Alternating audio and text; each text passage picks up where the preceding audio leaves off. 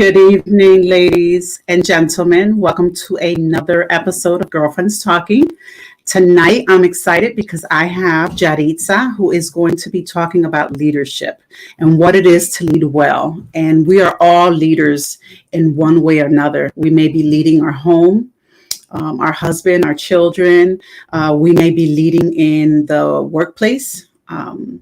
We may be leading a ministry, a Bible study, a position at church. And so we're all leaders, ladies. And so sit down, grab a cup of coffee, grab something to drink, some tea, some water. If you've not invited a friend, please go ahead and text her, tag her on tonight's event and share it on your page. And so sit, enjoy the conversation with Jadi.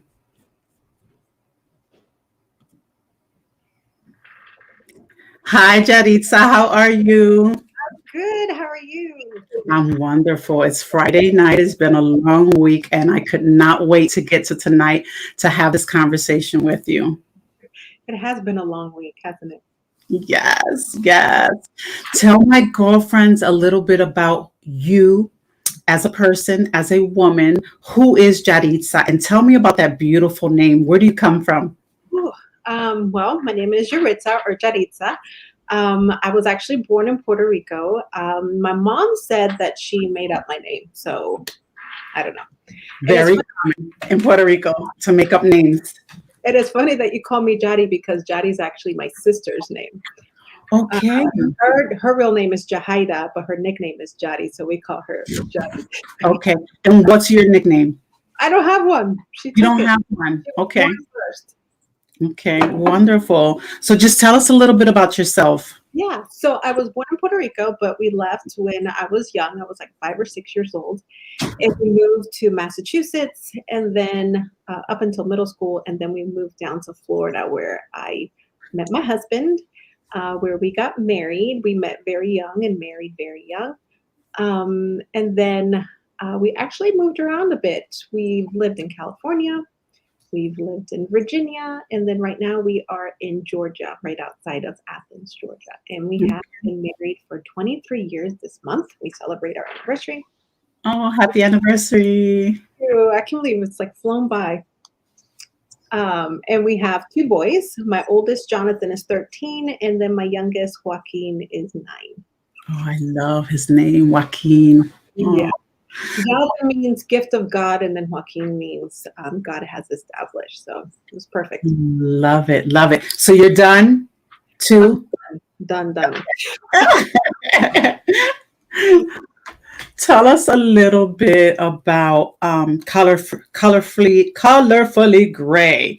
And what does it mean? Yeah, I know it's a mouthful, isn't it? Colorfully gray. Yeah. It actually, colorfully gray, I really feel that it was God given to me. I remember sitting down one morning journaling, and I feel like God was giving me visions for the future and stuff, and this was part of it. And the reason it's called colorfully gray is because my name is such a mouthful. Yaritza Pluguez. Yaritza Pluguez is like, people look at me twice when I say my name. So I couldn't name my business or my ministry from my name because it's too hard. So colorfully gray, I feel like it describes me really well. Colorfully because I'm Puerto Rican, so I'm sassy, I'm feisty, I have attitude, I'm sarcastic. Yes. All the great qualities. Yes. And then gray because my favorite colors, believe me or not, are gray and white. And I'm very simple. I'm not over the top type female. Like I'm very simple, like little, not over the top. So colorfully gray, I feel like it describes me well. I love it. I love it. And I love how God connected us. We don't even know how, but we know that thing. And we'll leave it at that. So tell me, why is leadership so important to you? Oh my gosh, leadership is so important to me because it's funny because like I shared with you before, I got married super young, right? I was 18 and my husband was 19 when we married. And we didn't have any guidance. We didn't have any mentors, anybody in our lives kind of leading the way, kind of giving us direction of what we should do with our lives. We just kind of got married and then went straight to work. And that's all we did. We married, worked, church, and then that's it. And, we just kind of lived life. And all of the leaders in my life, I know this sounds bad, but have all been bad. I have had bad experiences with leadership from parents. I've had 3 dads, from leaders at church, from horrible bosses to just, I don't know. It's just like God gave me these experiences for a reason. And Yeah. it wasn't until I love to read, and I was at the library with my son, and this book jumped out at me, which it was a book by Coach Wooden. Do you know who he is? He's a basketball coach. I know. I didn't know who he was either. And I'm surprised that I picked the book up because I don't care much for basketball. But for some reason, I checked it out, and then I started reading it at home. And what fascinated me about this book was that there were stories in there about the players, about Coach Wooden. So they were talking about the type of leader he was, the type of coach he was, the type of mentor he was. And I just remember reading these stories, and I started crying. Here I am laying down reading this book, and I'm just bawling. And it's like God showed me that good leadership is possible. That just because my bad experiences had led me where I was, that wasn't the end, that there are good leaders, and I could be a good leader, but then I could also help others be good leaders. See, I don't blame the people in my life who weren't good leaders. I don't hold anything against them. I like to think that had they known they were leading, and had they known the impact that they had on others and on my life, that they would have hopefully made better decisions. So that's why I feel leadership is so important, because I don't feel like we realize the influence that we have, the impact that we have on everybody around us. And like you said, we're all leaders. It's not just the pastor. It's not just the CEO or the president of the company. I mean, stay-at-home moms, you're leading your home. You're leading your kids. Like you said, you can lead a small group at church. You literally influence everybody around you. John Maxwell says, leadership is influence, nothing more, nothing less. And I heard a statistic about that the average person influences 10,000 people in their lifetime. And this is somebody who doesn't even realize they're a leader. They influence 10,000 people in their lifetime. Imagine if you knew you were a leader, if you realized the impact and the influence potential that you have on the people around you to make a positive impact, how much greater good you can do. So that's why leadership is so important to me, because I've lived firsthand that experience, and I've seen firsthand what excellent leadership can do. Wow. And by the way, I love John Maxwell. So John, how do we, yes, I love him. I was talking about him today at work because I was listening to a podcast. So how do we become better leaders? well, the first step to becoming a better leader is, one, accepting the fact that you're a leader. Because when people hear, when I tell somebody, hey, you're a leader, they're like, no, I'm not a leader. I'm just a stay-at-home mom. Or no, I'm not a leader because of this. I'm not a leader because of that. If we take away maybe the title, because I feel like the title scares people away, and just let them know that they influence and they make impact on people, then maybe they can change their view on it. But the first step is accepting the fact that you're a leader, that God created us from the beginning of time in his image. He gave us authority over, what we have and what we own, to be good stewards over it. And then the second one is accepting that responsibility that comes with leadership, which I think that's what scares people off. You hear leader, then you say, then I'm going to be responsible for my decisions. And that's true. You're responsible for your decisions regardless, right? Yes. So one is accept the fact that you're a leader. And then second is accept the responsibility. And then 3 is just be intentional about growing yourself and developing yourself as a leader. I think that's the biggest step. And a lot of times we hear personal development, but we don't know how to do it. Like you hear personal development, it just sounds very vague. People just don't know how to apply it. And it's actually very, very simple. So I put it like this. So let's say you want to become a better leader or a better mom or be better at time management. Seek out resources that help you in that area. Pick one, and then devote some time daily to grow in that area. I love podcasts. Like you said, you were listening to a podcast.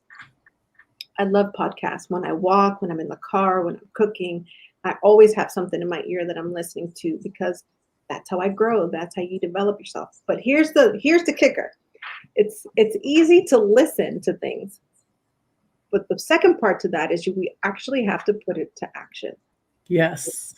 It's like when we go to church and we just listen to the sermon and then we just go home and we forget what we learned. It's really, really important for us to not only learn, but to also put what we're learning into action. And that's how you begin to change, and that's how you begin to grow and develop. Wow. So, have you had any mentors while you have been on this leadership journey that the Lord has put you on? Have you had any mentors? I tend to always look to the Bible, right? Because the answers are there, and there's a lot of leadership principles that we can get from the Bible. And I just put a couple of verses here that we could talk about. But who are some of those leaders or mentors in your life that you have been able to just go to? Yeah. The main one is my husband. He is an excellent leader. I truly love him. I truly love his heart. He's humble, he's kind, but yeah, he leads really well. So he's one that I always go to about everything, and he's always very encouraging and very uplifting. A lot of my mentors come from books and podcasts. I have my top three. Joyce Meyer. Do you know Joyce Meyer? Yes. Oh my gosh, I love Joyce Meyer. She's been with me since I got saved. I've read her books. I watch her on TV, listen to her on the radio. I call her Mama Joyce. The second one, obviously, is Coach Wooden. I love, love, love Coach Wooden. And then John Maxwell. Yes, love John Maxwell. So talking about leadership, I once heard somebody paraphrase Matthew 20:26 that says, whoever wants to become great must first become a servant. Mm-hmm. Talk a little bit about that. That's so true. When you are leading, I always say that it's very important for you to look at your heart. What are your intentions? What are your motives? Are you leading, or are you wanting to be a leader just for recognition, for how you will look, what people will say about you, or are you leading to serve? And I believe that as Christians and as Christian leaders, we should be leading like Christ. And Christ led so wise. He was so wise, but so kind and so humble. I mean, he was loving. He took time to teach. He took time to sit down and get to know you. But then he also came from a point of, he knew who he was, and he knew what his mission was, what he was called to do. So whenever he needed to correct a situation, he was there to correct it, and he wasn't afraid to do it. So being a servant leader, I think it all boils down to your heart. What's the condition of your heart? What are your intentions? What are your motives? Absolutely. I jotted down here Hebrews 13:7, where it says, remember your leader who spoke the word of God to you. Consider the outcome of their way of life and imitate their faith. And I thought that was huge when looking for a leader, right? Because you want someone that, is walking the talk, right? For me, I usually go, obviously, to the Lord. It's funny you say your husband, because I got married young too. And in the beginning, I didn't understand that my husband had great leadership skills that I could tap into. I almost looked at him, because he's 14 years older than me. I always almost looked at him like, oh, there goes my dad telling me what to do again, right? And thank God that I finally figured out, wait a minute, this guy is older for a reason. He's lived life, and he has amazing leadership skills. Mm-hmm. He has great discernment. And so now I'm like you. I look to my husband, I respect him, and I love him because he has amazing leadership skills. So when somebody's looking for a leader, say they enjoy books, but not everyone loves to read, right? Mhm. So they can do the podcasting. So what kind of people can they look for to be leaders? It could be like an in-law, maybe like a mother-in-law. Yeah, somebody that you can trust, somebody who exemplifies good leadership. We all lead by example, so we can kind of already tell. The Bible says that they'll know them by their fruits, and I think that's very true with leadership. So seek out somebody who you already kind of have a drawing to because you like what you see and you respect what you see, um, and then seek them out. Absolutely. It could be a grandma, it could be somebody from church, an elder from the church. Absolutely. But yeah, I would want somebody who is also stronger in their leadership than I am, to lead me. How about stronger in their faith? Absolutely. Okay. Absolutely. I mean, I guess it depends on what kind of leader you're looking for. Like, if you're looking for a mentor to help you grow in your faith, then absolutely somebody who's stronger. Right. If you're looking for somebody to lead you in your career or your business endeavor that's maybe a little bit further along than you are, then I would, find somebody who's a little bit further along. Yeah. Okay. And a mentor would be someone that would like speak into your life. Could speak into your life. You could just have coffee dates. It depends. You have to approach them in a way where, they have to be interested in helping you as well. It has to be mutual. Right. So I guess it just depends on the type of relationship that you're seeking. Yeah. And a mentor will speak wisdom, right? Yeah. Provide counsel and direction. Yes, absolutely. And you asked me that question, and I forgot to mention I do have a friend from church. She's an older than I am, older in her faith, which I sought out when I started Colorfully Gray because I just wanted somebody there, like you said, to kind of help me along if I had questions, if I had concerns. She's the one that I go talk to. She sees my, like what I'm doing, and she gives me feedback, which I love feedback. If you can tell me something that I can do better, then I'm all for it. And she's there for me for that. And we meet maybe about once a month. We just have coffee and we just chit chat. She just listens, and she's a really good encourager in my life. And give us a little bit of your background on leadership. So You like went to school. I'm I sorry? know your history, but I want you to share with the girls. Yeah. So since I got married young, I didn't go to college until I was a stay-at-home mom. I knew it was something that I wanted to do, but I just didn't know. So I ended up going back to school while I was a stay-at-home mom, and I earned my bachelor's degree in business. And then I went further and earned my master's in executive leadership. And then I also got certified as a coach with the John Maxwell Team. Okay, so you have experience. Yeah. And so building relationships with people that lead by example, I think is important when looking for a mentor, right? And you mentioned elders. I had elders here. Someone with integrity, like-minded, right? Mm-hmm. Yeah, you want to be able to get along with the person. You want to enjoy the conversation. You want them to be uplifting and not condescending or putting you down. You want to be able to trust the person that you're being led by, and that's really, really important. That all goes back to the heart issue. What kind of leader are they? Yes, definitely. So what services or what's your heart for women today? What do you want the women today to know that they don't know about you? So, what I want them to know, let's see. The reason I started Colorfully Gray was because part of the process of me learning my passion for leadership was also my journey in understanding who I was, as a person, as a woman in Christ, who I was in Christ, but also figuring out what my purpose was. I spent years searching for my purpose. I mean, years. I knew when I became a stay-at-home mom, I loved being a stay-at-home mom. I loved raising my sons. I knew that's what I was called to do. But on top of that, I had like this voice, and I knew God had called me to do something great. I just didn't know what that was. So I started searching. So I I did Mary Kay 3 times. I was a consultant for 3 times. I did too. We have so much in common, girl. I was a Beachbody coach twice. I even tried selling cupcakes. I I tried all the positions at church. I mean, I led the nursery. I did the coffee shop. I was on the praise team. I did the soundboard.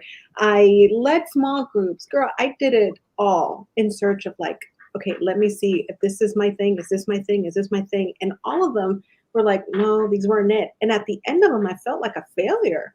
I was like, man, dang it. Like, what is it? What am I doing wrong? But it was through this journey that God had me on and learning who I was that, the going through school and developing myself and learning who I was is where the leadership aspect of it came in as well. And I realized, man, I love this leadership. I love developing people. I love training people. Um, and that's how Colorfully Gray started, because I felt like there came an aha moment where I finally, okay, I know exactly who I am. I know who I am in Christ. I know I'm a strong leader. I'm a strong woman.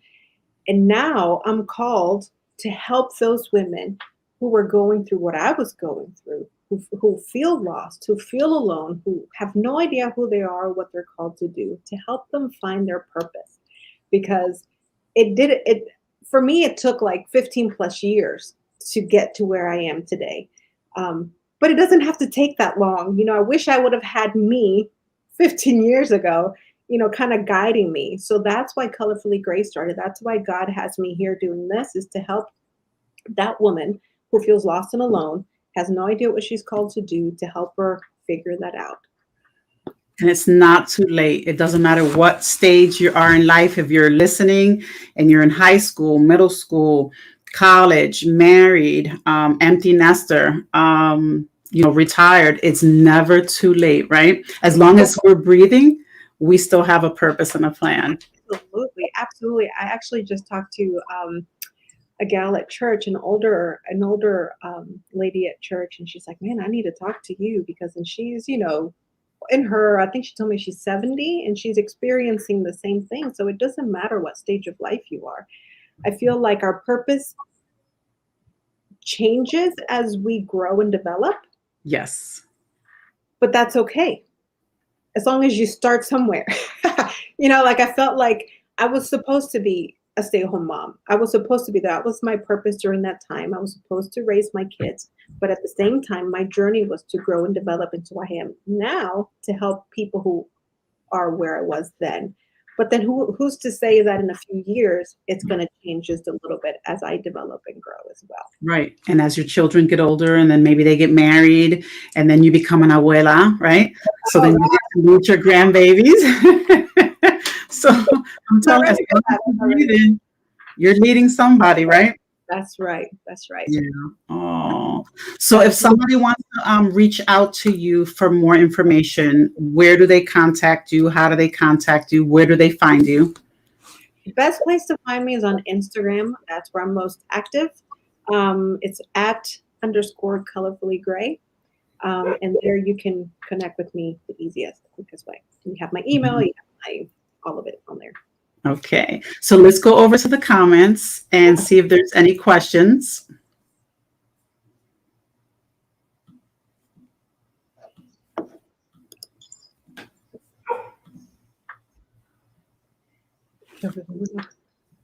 Deb says hello. It's funny, Deb and I connected through a mutual friend at a local ministry, and she doesn't know it, but she's been an amazing kind of mentor in the little bit of time that I've known her. And so, yes. That's awesome. Good evening from Margot, all the way from Baltimore.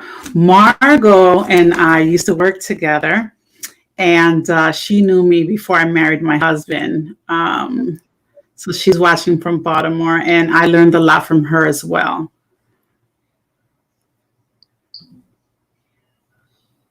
Happy anniversary? That's for you, because you mentioned your anniversary.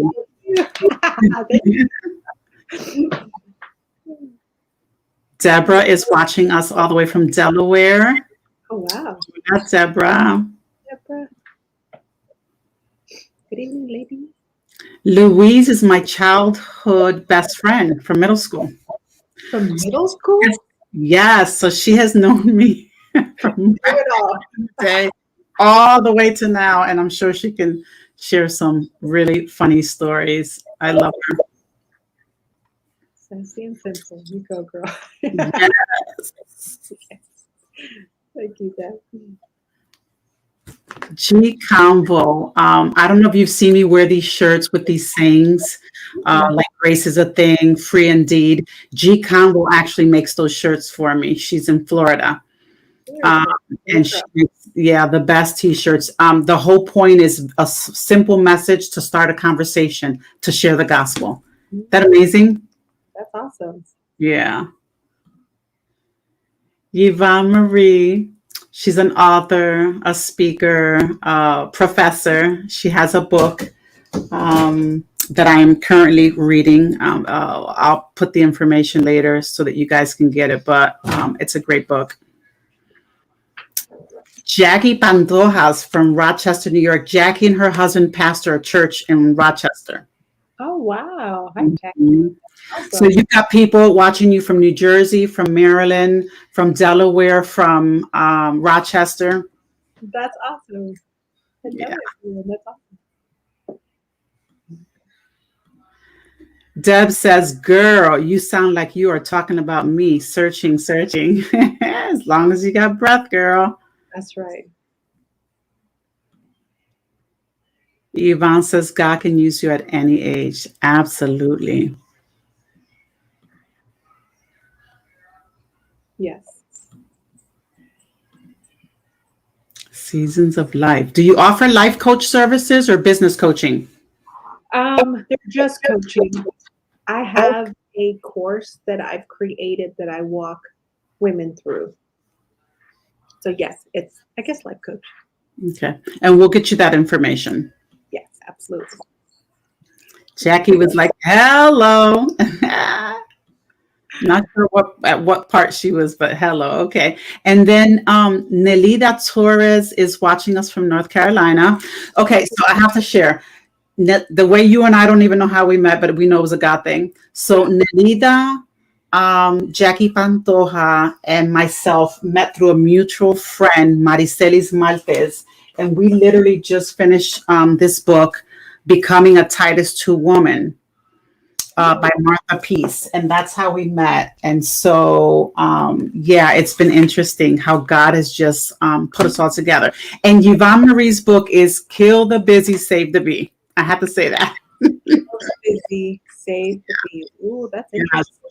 Yes. So she explains how bees work, right? How God created them. Amazing. I didn't know anything about them. I'm not afraid of them anymore now that I know the story. But it's basically out of Psalms, "Be still and know that I'm God." You know, we're so busy, right? And so it's an amazing book. I'm not going to go any Yeah. further. So you guys can go out and get it. It's on Amazon. Pick one up and you'll love it. There goes Mariceli Malti. Mariceli is a life coach in Rochester. Mariceli, I like that name. Yes. She I says, gotta "I'm see it. watching with them." Yeah, she's watching with the group of ladies, with Nelida and Jackie Pantojas. Wonderful. So I am going to be putting your contact information under this video tonight. Is there anything that I didn't ask, that I didn't mention, that you'd like to share with the ladies before we let them go tonight? No, I think we covered it all. I guess just the realization that you're a leader and that what you do and say and how you treat others and how you act, it matters. It absolutely matters. It impacts those around you. So just be mindful of that, and just be the best leader that you can be. People are definitely watching us. I will go ahead and share your information with all the ladies. Thank you, Yaritza, so much for sharing your Friday night with us. Tell your husband that I said thank you. When we get to Georgia, I'll be knocking on the door so we can have a little bit of cafecito Love and it. something to eat. I love you, Mama. I was sharing with the girls earlier. I'm like, if you hear me call her Mama, it's a term of endearment. It's kind of like sweetie, honey. And if I call you mama, it's because I like you. Jadi, thank you so much. Stay So, on while I end the broadcast. okay. Ladies, thank you once again. Follow her on IG. It's Colorfully Gray. And she's on IG. She's amazing. And share her with your friends because you can learn and grow a lot.